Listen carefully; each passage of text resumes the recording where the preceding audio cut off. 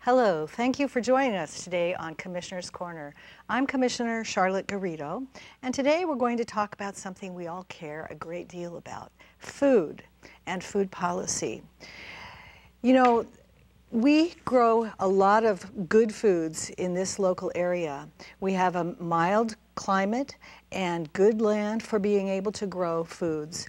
And the seasons, we can forage for foods, we can find lots of things, great things to grow. We have a great history of that. Compared to the foods that we find in our supermarket, the average food that you buy in a supermarket here or anywhere across the United States travels about 1,500 miles to reach us. Think about the environmental costs of transportation, about the costs to our local economy for importing that much food. Think about what it does for our health to have the delay in picking the food and getting it to us, and not knowing who it was that provided that food to us. So as Kitsap County is updating our comprehensive plan, it's essential that we take a look at food, which is among the basic human needs. Air, water, shelter, and food are our 4 basic needs. And to date, that has not really appeared very much in a comprehensive plan. It's beginning to appear across the country in some comprehensive plans. In Michigan, they call it the local food supply, that they put a portion about the local food supply into the natural resources element of their comprehensive plan. So we believe that it's really, really important to connect the way that our food is produced and distributed to those who eat, the consumers. Kitsap County has a food policy council, and we've had a form of a food policy council since about 2009 that has changed in form just a little bit, so that we have a dozen members of our local food policy council with representatives from the farmers market, from the Economic Development Alliance, from the food co-op, from the conservation district. Kitsap County has a couple of departments who are represented on it, on nonprofits like Meals on Wheels or Youth Wellness Campus, and quite a few educators from South Kitsap School District, from Olympic College, from Washington State University. I may have missed somebody, but these are important institutions and agencies to be able to talk to one another about the importance of food and food policy in Kitsap County. And we've been doing that pretty aggressively. We have 3 people from the Food Policy Council with us today to help us explore further the topic of food in Kitsap County and the food system. We have Kathy Kokas representing Kitsap Economic Development Alliance. Laura Reeser is the faculty member from Washington State University Extension here in Kitsap. And Danielle Schaffner is from Kitsap Public Health. Welcome to Commissioner's Corner, and I look forward to having a wonderful conversation this morning about food policy in Kitsap County. So to begin, let's just talk about the food system. And the food system is made up of 5 elements. It's fairly commonly known. We have production, growing the food, distribution, how it reaches out reaches the consumers. Processing is adding value or even just enhancing the product itself. Access, we all need to access and want all folks in Kitsap County to be able to access good, fresh food. And then waste management is how we manage the waste product of food. And also we should talk a little bit about the packaging that is also a waste product by and large. So let's start with Laura. Did you want to talk a little bit about production? Sure. So I wanted to just bring up production in the context of the food system. So when we're looking at production and some of the discussions we've been having at the Food Policy Council and with some of the farmers out in Kitsap County, a lot of the focus really is in protection of the land to keep as much land as we can in productive farming, as well as protecting the use, the activity of farming. And another key piece to production is supporting interns and supporting new farmers through internship programs and supporting new farmers that are coming in and wanting to enter this workforce.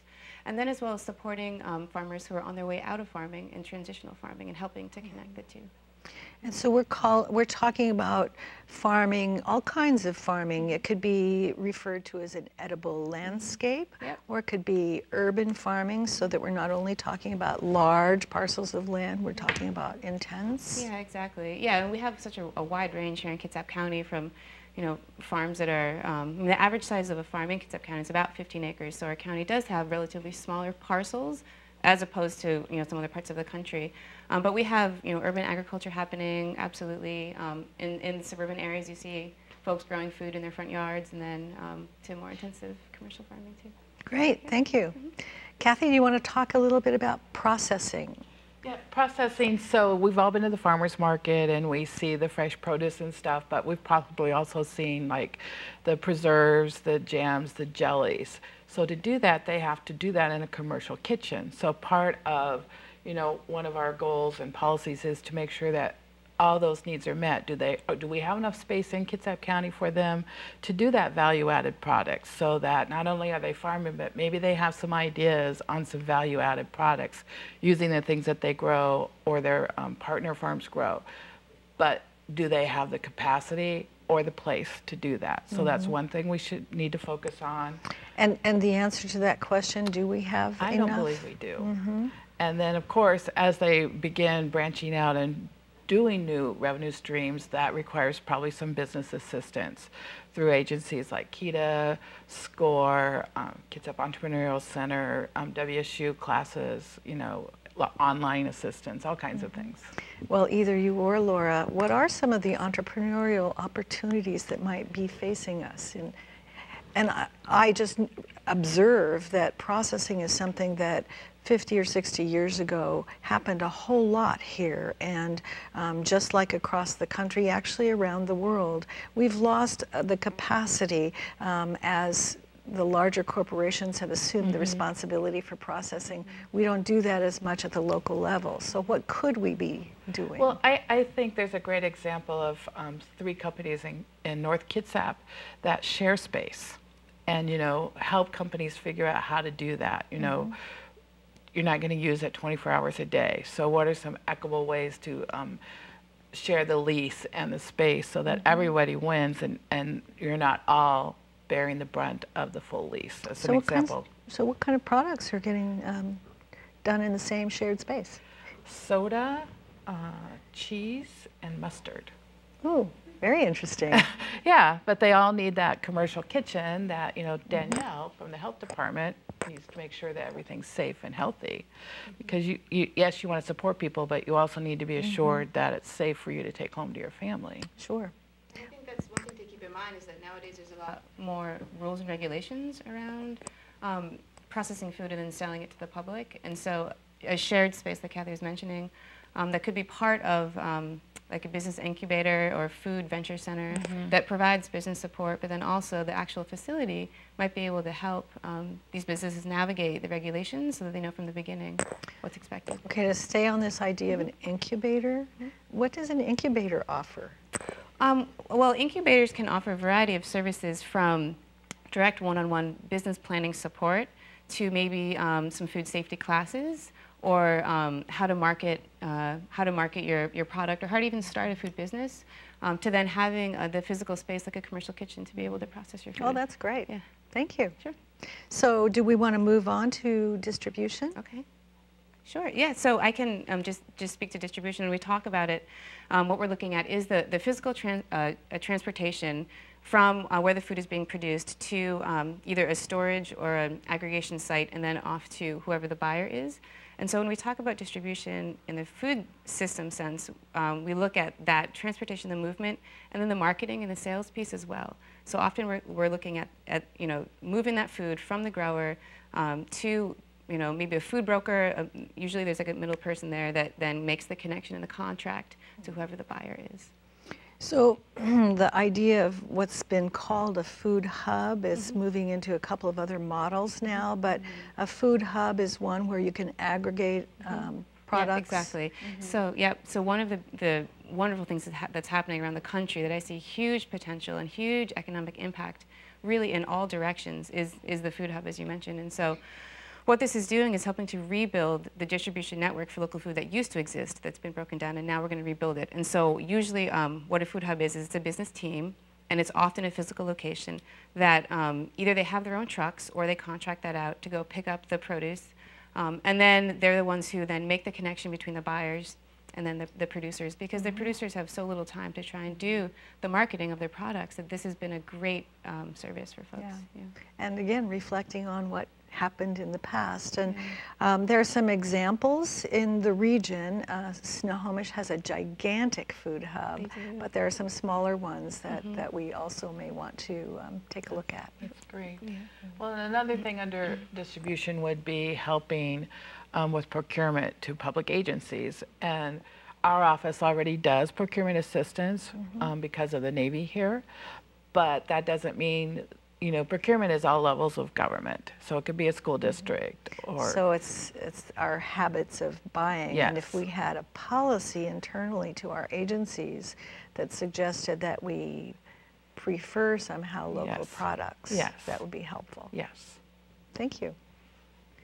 So Danielle, what do we know about access, and especially equitable access in the food system? Absolutely. So I think when we talk about access, it's something that pervades the entire food system, and I think we're really talking about the expansion and the coordination of resources throughout so that all residents of our county have that equitable access to local healthy foods.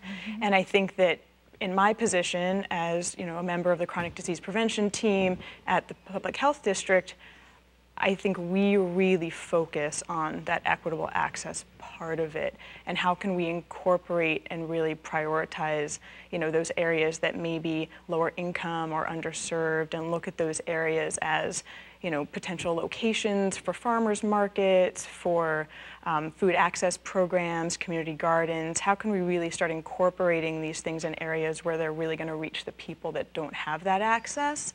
And I think we talk about access in a variety of ways, and we don't just mean physical access. We don't just mean, can you get to the store? Do you have transportation? Do you have the time? Where's the store in relationship to you and your life and your home? We also talk about, you know, do you have the awareness? Do you have the education? Do you know what's local and what's healthy? And I think we also talk about the affordability concept as well, really creating mechanisms that, you know, promote and support the affordability for everyone to access those, and we can't access if it's not available. So I think when we talk about access, of course, we talk about also supporting, you know, the producers and the distributors and the processors in terms of how can we, you know, help to make it easier so that there's more for everyone. So could you tell us a little bit about the idea, the concept of a food desert? Sure. So a food desert is a span or an area where there is very little to no access to healthy foods in particular, but also incorporating a local aspect as well. And oftentimes in those food deserts, you have an abundance of fast food chains or less healthy food options. And so it's really a double edge. It's really about increasing the, you know, the capacity for healthy foods in those areas, but it's also about how can we kind of cut back and diminish how much of the unhealthy, you know, faster, cheaper food is available as well. And we've seen examples of this in areas across the country where they couple not only supporting policies and programs that say, you know, more of the farmers market or more of the local healthy food availability in stores should be present, but also saying, okay, in this buffer around this school zone, you cannot have an unhealthy, you cannot have a fast food establishment. And so we've really tried to promote both sides of that, just in terms of creating a balanced approach. So we're talking about some of those small chain operated stores that may carry unhealthy options of food, but not any fresh fruits or vegetables. And they say that if people have to go more than a half mile to be able to access the vegetables, they may bypass them completely. I want to stop though when you're talking about having fresh produce available to folks. Do we offer recipes? I mean, lots of people don't think they like kale, for example, because they don't know what to do with it. I don't know if I thought I liked kale before it's I wonderful. actually had the right recipe. But sometimes it's just having some simple knowledge about how to prepare it so that you can use it. Absolutely, and I think there's really great opportunities across the board to incorporate that awareness. Farmers markets have demos. Food banks, we're going to start working with food banks more in the upcoming year, and they definitely try to provide recipes and just a little bit of know-how so that someone doesn't get their produce allotment and kind of look at it sideways and think, A, I don't like this, or B, I'm not really sure what to do with it. We actually implemented a survey, a farmers market survey about 6 to 9 months ago, and some of those responses really did indicate that one of the barriers to purchasing those foods was not really knowing or not thinking they could prepare it. So very, very good point, yes, absolutely. So maybe we should think of ways to get that information out, because all of us need fresh new recipes once in a while that are fairly easy to prepare at the end of a busy day. Olympic College's culinary program, I know they're really active in helping to disseminate that information and teach people what to do with, different things to do with simple products. So do we need a policy about making sure that information is available? So let's see,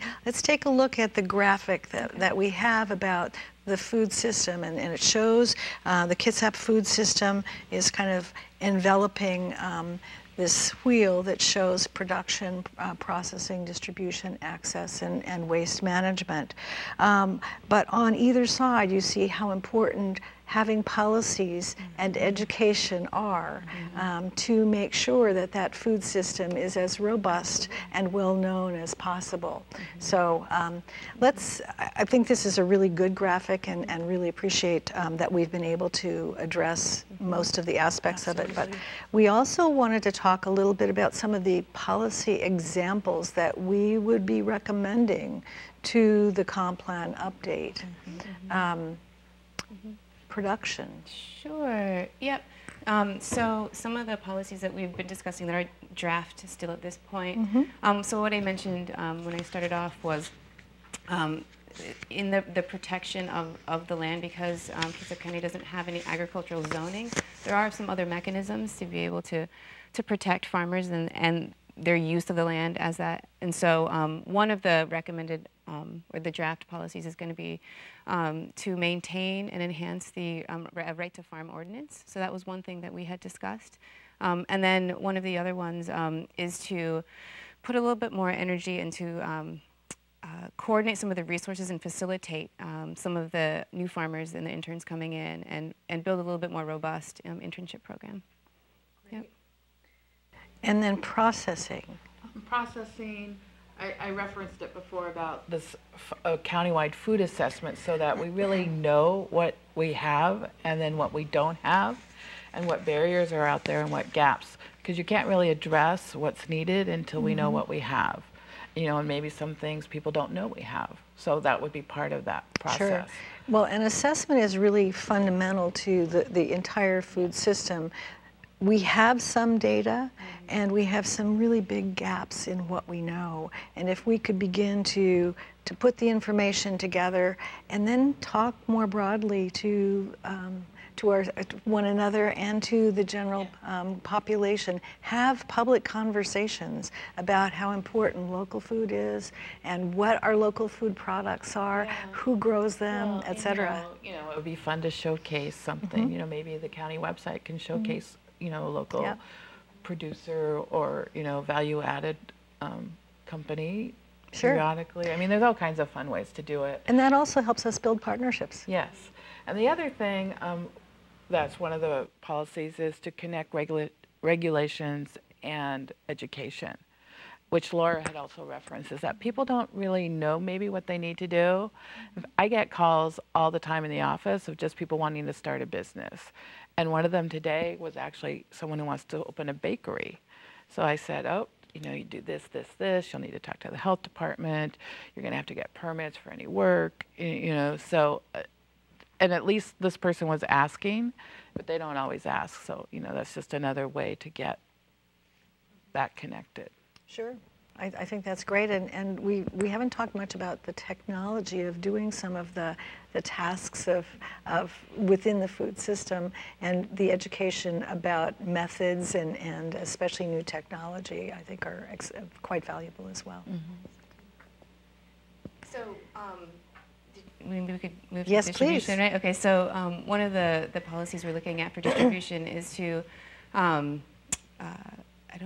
believe it was, I don't think it was the develop, but we have a very small food hub that has started called Kitsap Fresh, which is a direct-to-consumer online marketplace with plans to expand to the wholesale market. And so food hubs can be a blend of both retail and wholesale. And so what we would like as a policy is to enhance the existing food hub that is just starting. And so we'd like to see the food hub have both retail and wholesale and offer some of these business support services. Super. I think we need to know more about that as time passes. Yeah. So keep us well informed, please. Yeah. Access policies. Sure. Some of the potential policy language for access, as I referenced earlier, and I choose these two just because I really like the ownership that I think they really create for the communities that they're meant for.